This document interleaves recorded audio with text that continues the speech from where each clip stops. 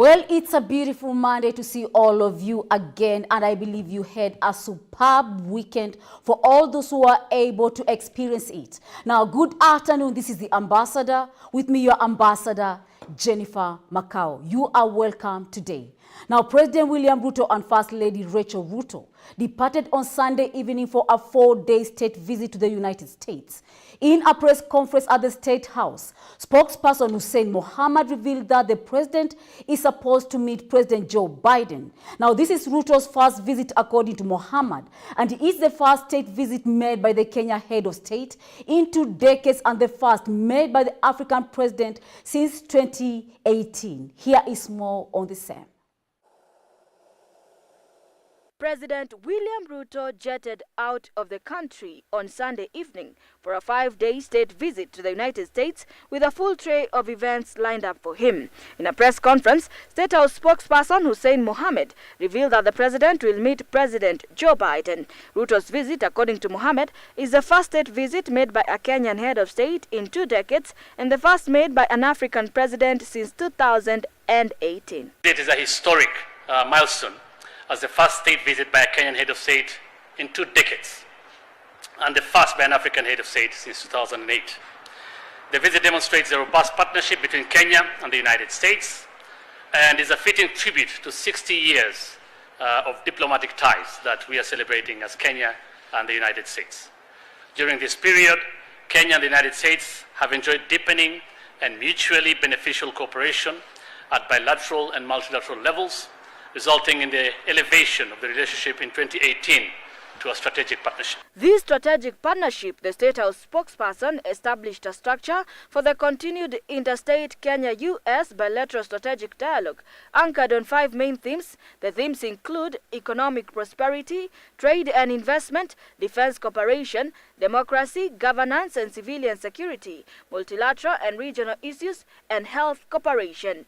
On Monday, President Ruto's visit will commence in Atlanta, Georgia. On Tuesday, the president will commence his 2nd day at Spelman College, where he will discuss the critical role of higher education, particularly science and technology, in enhancing Kenya's human capital, among other scheduled meetings.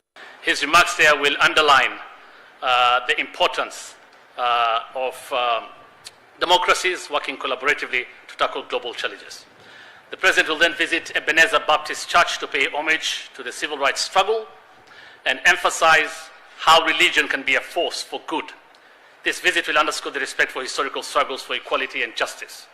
The 3rd area of engagement tomorrow, that is on Monday 20th, in Atlanta, Georgia, will focus on the US-Kenya Health Partnership at the Center for Disease Control, CDC headquarters. Among key announcements will include the new CDC-KEMRI partnership.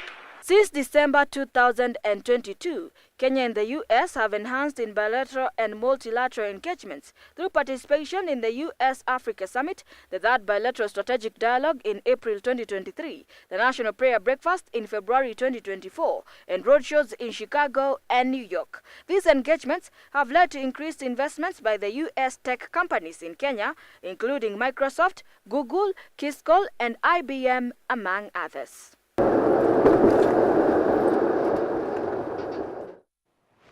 Well, we'll keep you more updated on the same. Now, let's move on to the DRC, where there was a recent coup attempt, as the government forces in the Democratic Republic of Congo, DRC, successfully thwarted an attempt coup, an incident which unfolded on Saturday night, leaving the nation at the edge while authorities work to restore order and investigate those who were involved.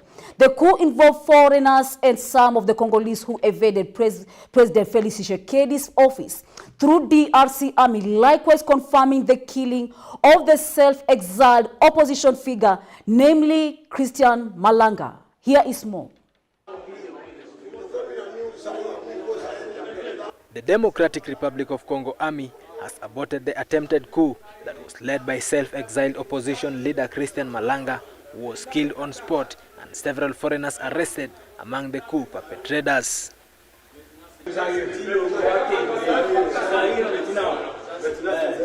The army spokesperson said that 3 people were killed in the city of Kinshasa, and the United Nations Stabilization Team in Congo came into rescue in favor of the government after the attackers evaded the presidential palace. Only me. Only me. Oh, now public. Yes. The situation has been restored and everything has come into normalcy in Congo after the Congo Army came into rescue.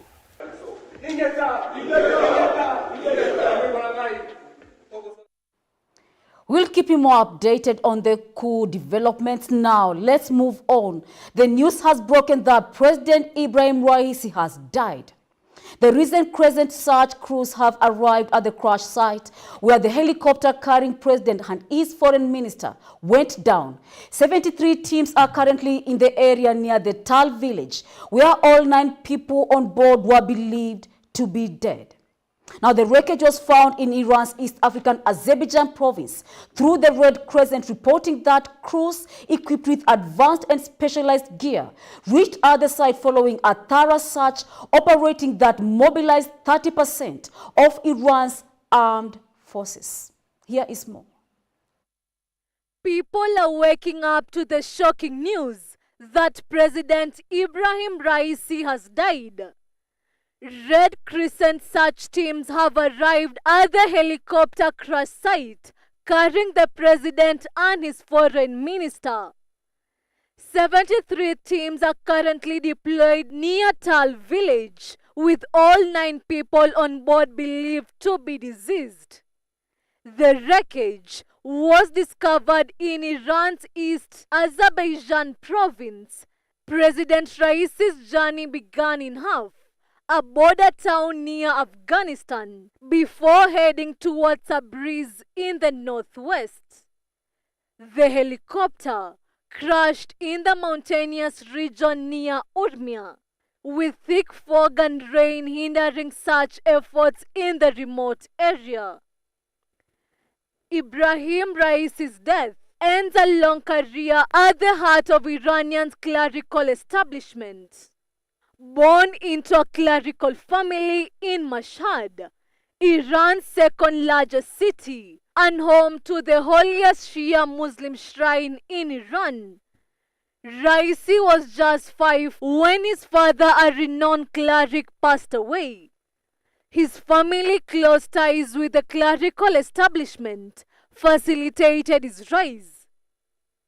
In 1983, Raisi married the daughter of Hamad Alam Lohoda, a powerful cleric and representative of the supreme leader in Mashhad. At 25, he became the deputy prosecutor in Tehran. He was one of the 4 judges of the secret tribunals in 1988. Well, such a sad story. Our condolences go to the nation and the family as a whole. May they have a respite in this time of grief. Now, moving on, in the coastal town of El Mara that we are talking of, Tunisia, migrants from the sub-Saharan Africa are asking to be let to go in order to search for Europe as tensions in the mount in the country over the government's handling of the migrant crisis. They are searching for greener pastures. Now, in Tunisia, migrants from the sub-Saharan Africa have been appealing for a safe passage to Europe as anti-migration settlement intensifies. As the El Amara far from the main roads, makeshift migrant groups encampments were a stark testament of the hardship faced by those dreaming of a better life in Europe. El Mara and the nearby Jebenia have recently become a crucial stopover for the migrants from the Syria, Bangladesh, and the sub-Saharan Africa, through the local population of 83,000 Tunisians now coexisting with a growing number of the migrants, heightening tensions. The law enforcement has increased its presence in these agricultural towns, especially in the weekend, with hundreds of Tunisians marching in Jebeniana, demanding the expulsion of migrants. Protesters also argue that Tunisia's efforts to curb the migration to the European nation following the anti-migration pact with the EU have taken a toll on local communities.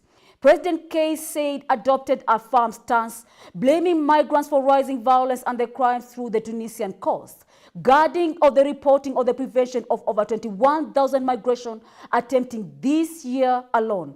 The International Organization for Migration estimated around 7,000 migrants living near Jebeniana and El Mara, through locals believing that the number even could be much higher. Here is more. Si tu travailles pas, il n'y a pas de travail. There is no work here. It's not easy to find anything to eat. Life is expensive here. Things are very difficult here. And you can't buy water or shampoo to wash properly. All we want is for them to let us go. We will leave.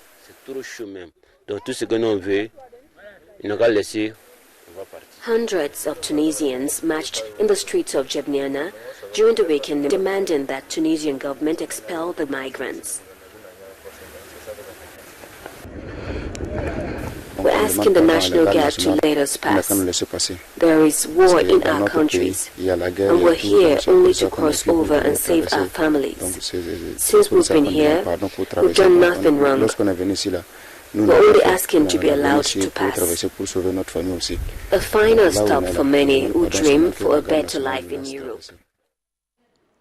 Moving on from Tunisia, I have a story for you from the East African community, which is to be reformed. Now, since the 1980s, the East African Community countries, the EAC, have undertaken comprehensive economic reforms aimed at reducing direct government intervention in the economic and stimulating the growth of the private sector, recognized as the engine of the economic growth. Here is more on the same. It is a regional organization that was formed between 3 member states that included Kenya, Uganda and Tanzania, which have had a history of cooperation that dates back to the early 20th century.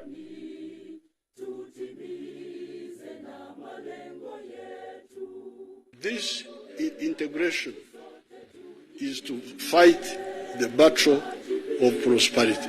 You should understand this. Because if somebody is efficiently producing something, and we support him, he will grow and grow and grow and grow and grow. The custom union between Kenya and Uganda was formed in 1917 and Tanzania joined in 1927.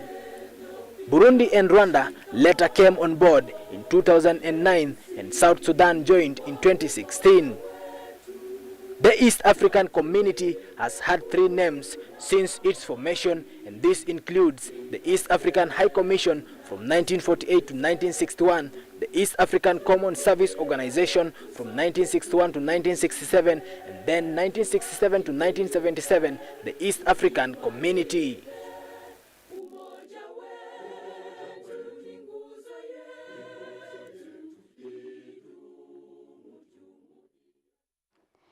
And that international news brings us to our first break. There is more coming up for you. Next, we'll talk about the ICJ versus Israel of the South Africa case and the Bahrain meeting where Secretary General Antonio Guterres addressed the Arab League summit pertaining to the Gaza conflict, and the Srinagar that is in India, which saw the highest election turnout in their motto that was, "We want to see a new government." We'll also get to talk about El Nino anticipatory action, as well as the Sudan violence and the White House concerns over the Georgia's Kremlin-style legislation. We have this and more lined up for you shortly after the break. Stay tuned with us.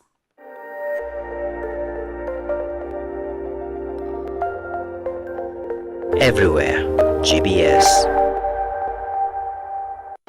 So through the 4 gospel books, Matthew, Mark, and Luke, John, we can know the heart of Jesus in depth. 그리고 우리가 느끼는 그 예수님을 성경을 통해 느낄 수 있어서 너무 감사합니다. And the Jesus that we can feel him through the scriptures, and I'm very thankful about that. Jesus Christ came to this earth for our sins. 지셨고, he carried our sins. 십자가에 못 박혀 죽어 죄의 형벌을 당하셨고, and he was crucified, and he received the punishment for sins. 무덤에 들어가셨다가, and he was put into the tomb. 사흘 만에 부활하셨습니다. and resurrected in 3 days. 이것이 우리가 말하는 복음입니다. This is the gospel that we speak. 예수님께 우리 죄를 위해 죽으신 이야기. about how Jesus died for our sins, the purpose of Jesus being 우리 crucified. 죄를 담당하기 위하여 십자가에 못 박혀 죽으셨습니다. He was crucified to pay for our sins. 예수 십자가에 못 박혀 죽으심으로 우리 죄가 분명히 씻어졌는데 And through Jesus being crucified, clearly our sins have been washed clean. 참 안타깝게도 많은 사람은 여전히 죄인이라고 말합니다. However, unfortunately, many people still say that they are sinners.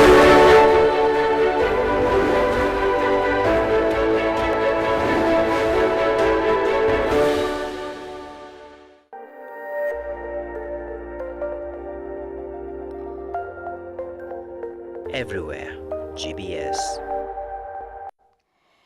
Welcome back. You are still watching the Ambassador GBS Global, and we are glad to have you join us today. Now, as we continue, on May 17th, during a hearing at The Hague, the state of Israel requested the International Court of Justice. We are talking of the ICJ to reject the request for the modification and the identification of provisional measures submitted by the Republic of South Africa.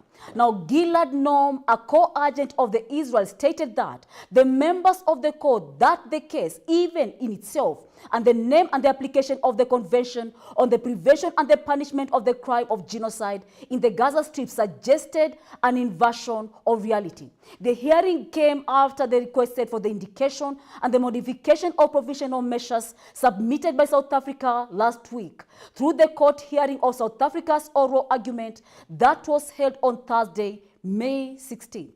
Here is more on the same. The sitting is open. The courts meet this morning to hear the single round of oral argument of the State of Israel on the request submitted by the Republic of South Africa on May 10, 2024 for the indication of additional provisional measures and the modification of previous provisional measures in the case concerning application of the Convention on the Prevention and Punishment of the Crime of Genocide in the Gaza Strip, South Africa versus Israel. I now give the floor to the co-agent of Israel, Mr. Gilad Noam. You have the floor, sir. Mr. President, members of the court, it is an honor to appear before you once again on behalf of the State of Israel. This case, even by its very name, the application of the Convention on the Prevention and Punishment of the Crime of Genocide in the Gaza Strip, suggests an inversion of reality. I thank the co-agent of Israel. Mr. President, members of the court, it is an honor to appear before you on behalf of the State of Israel. As you have just heard, Israel is still under attack. We are still counting more and more of our dead and attending 2,000 more who are wounded. The State of Israel requests the court to reject the request for the modification and indication of provisional measures submitted by the Republic of South Africa. We'll keep you more updated on the ICJ case of South Africa versus Israel. It has been a back and forth. We'll keep you more updated now. And the next story also concerns the Israel as in Manama, that is Bahrain. Recently on 16th of May, the UN Secretary General Antonio Guterres addressed the summit of the League of Arab States, underlining the importance of unity, solidarity across the Arab world to amplify the region's influence on the global stage. Also, Guterres condemned the October 7th terror attacks by the Hamas, calling for the immediate and unconditional release of all hostages, also highlighting on the severe humanitarian crisis in Gaza, stressing that the collective punishment of the Palestinian people was unjustifiable. Now, also the UN chief called on for an immediate humanitarian ceasefire and unimpeded access for aid throughout Gaza, and aligning on the critical role of UNRWA, the United Nations Relief and the Work Agency for Palestine refugees, in supporting the Palestinian refugees, then urging for the full funding and support. Guterres also stressed on the importance of preserving Jerusalem's demographic and historical character and upholding the status quo of the holy cities in line with the special role of the Hashemite Kingdom of Jordan. Here is more. World would amplify the vital voice of the region and further boost your influence on the global stage. It can help this region find peace, make the most of its enormous potential, and further contribute to the global good. In all this work, you can count on the United Nations and on me personally for our support and partnership. Of course, nothing can justify the abhorrent 7 October terror attacks by Hamas, and I reiterate my call for the immediate and unconditional release of all hostages. And nothing can justify the collective punishment of the Palestinian people. Yet the toll on civilians continues to escalate. Entire families wiped out, children traumatized and injured for life, people denied access to the very basics for human survival, a looming famine. Any assault on Rafah is unacceptable. It would inflict another surge of pain and misery when we need a surge in life-saving aid. It is time for an immediate humanitarian ceasefire and unimpeded access for humanitarian assistance throughout Gaza. UNRWA remains the backbone of our operations in Gaza and the lifeline for Palestine refugees across the region. It needs full support and funding. The only permanent way to end the cycle of violence and instability is through a two-state solution. Israel and Palestine living side by side in peace and security, with Jerusalem as the capital of both states. The demographic and historical character of Jerusalem must be preserved, and the status quo at the holy sites must be upheld in line with the special role of the Hashemite Kingdom of Jordan. I urge the international community to intensify its push for peace and call on the warring parties to agree on a lasting ceasefire.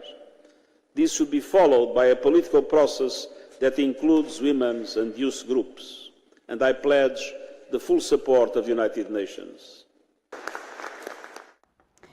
Moving on to India, voters in Srinagar, Jammu and Kashmir made headlines lately on Tuesday with an unexpected surge in the turnout for the first general election since the abrogation of Article 370, despite security concerns and past instances of restricted campaigning. Residents of Srinagar turned out in unexpectedly large numbers throughout, voters queuing patiently at the polling stations across the city. Also, opposition leader Omar Abdullah of the National Conference voiced concerns over alleged campaign restrictions imposed by the current administration, accusing them of attempting to sabotage his efforts. Meanwhile, Prime Minister Narendra Modi praised the remarkable 38% voter turnout, the highest in decades, attributing it to the historic decision to revoke the Article 370. In a tweet earlier in the day, he underscored how his move empowered the aspirations of the people. This massive electoral process continued to capture the world's attention as it nears its conclusion. Here is more. This is one of the major elections that has happened in Kashmir, and people want to vent their anger about what happened on 5 August 2019. I think you will see an overwhelming majority of the people voting against what happened on 2019.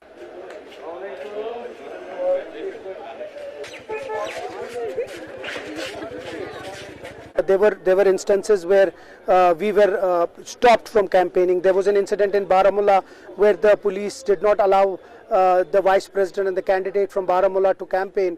But then after our complaint to the Election Commission, that was cleared.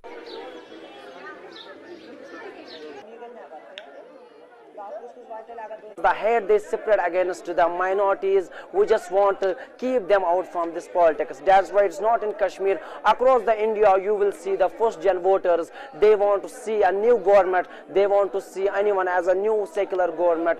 In a government where everyone can take a breath of secular as a secular nation.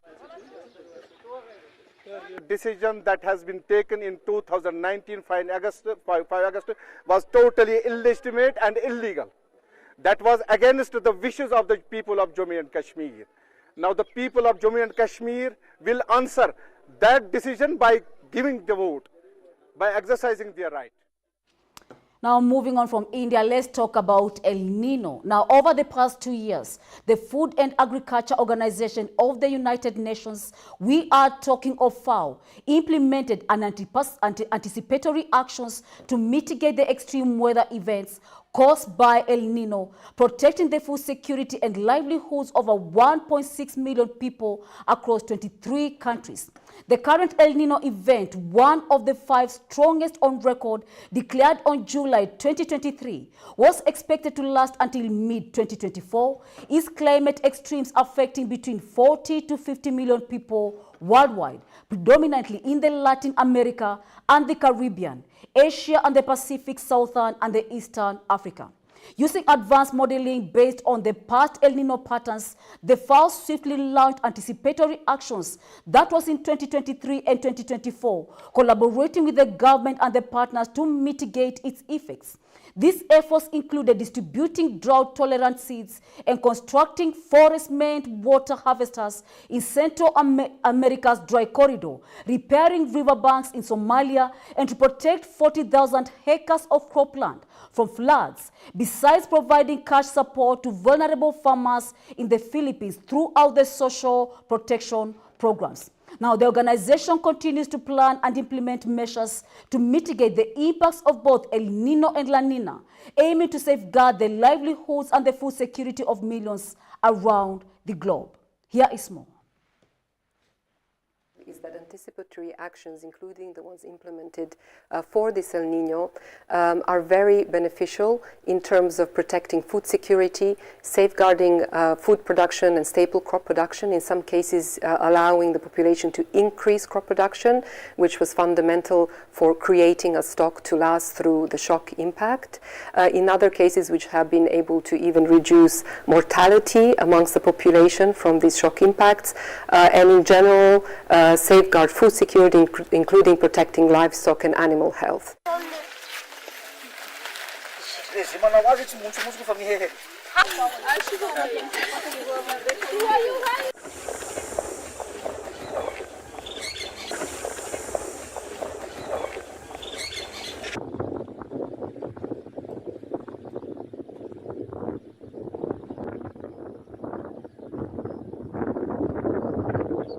La Nina impacts are the opposite of El Nino impacts, and this in some instances may also be beneficial. So in regions which are currently experiencing drought and dry spells, such as Southern Africa and the dry corridor of Central America, for example, the Philippines, we may see increased rainfall, which can be, of course, beneficial for crop growth and agriculture.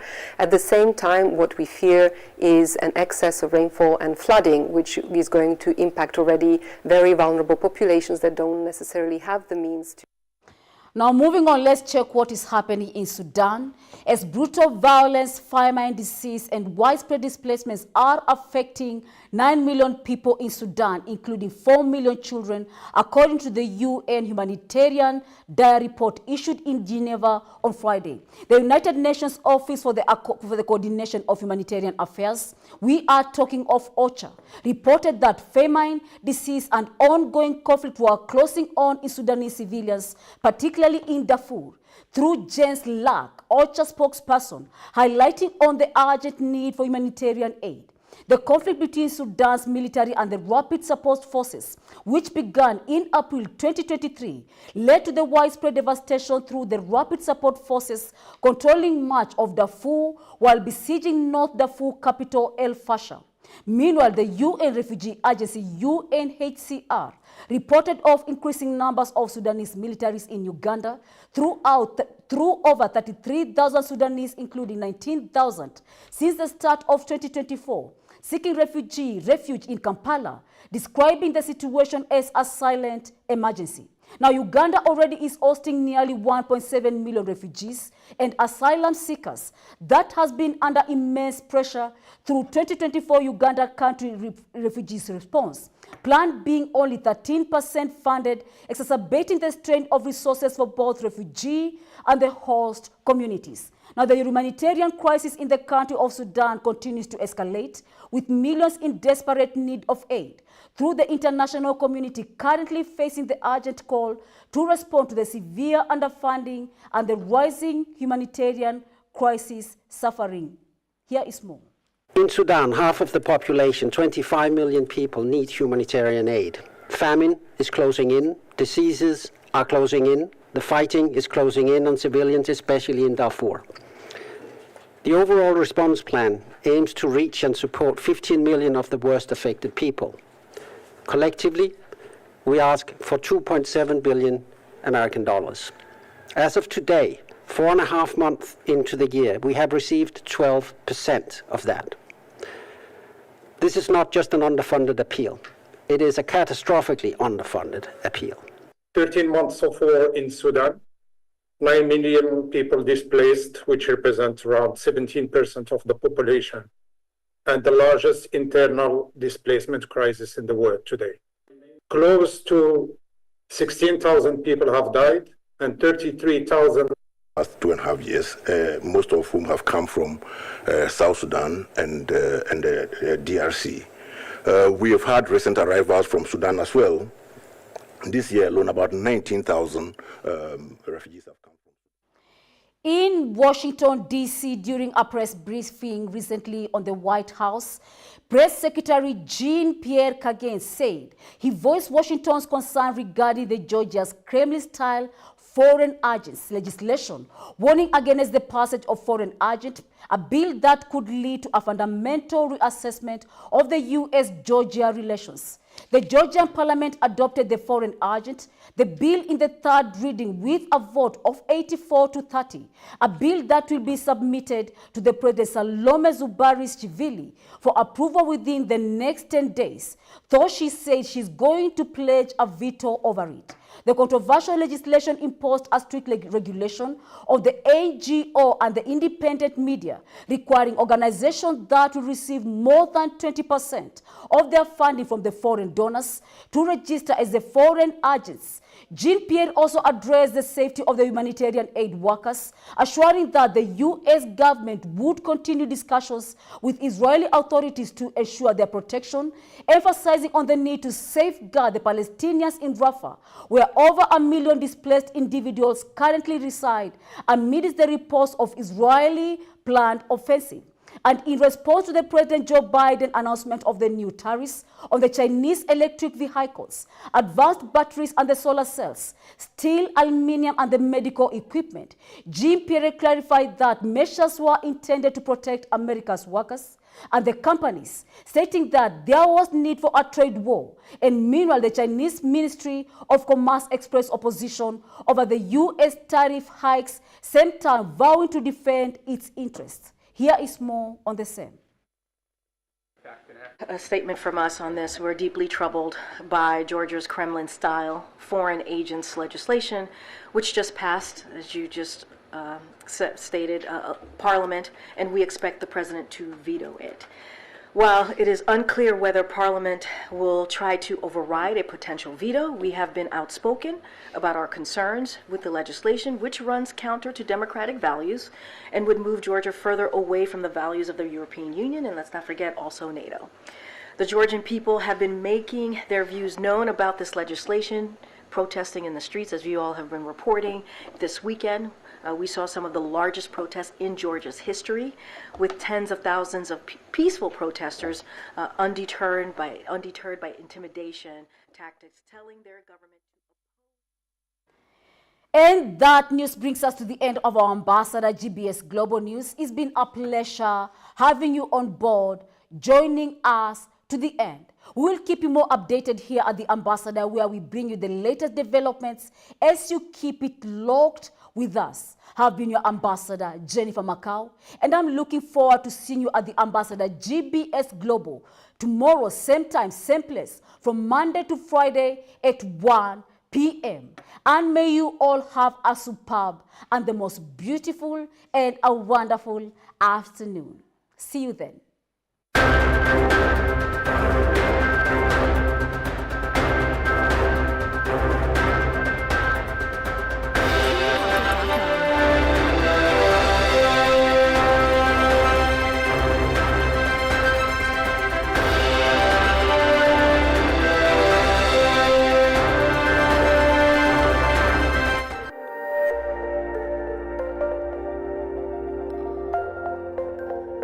everywhere. GBS.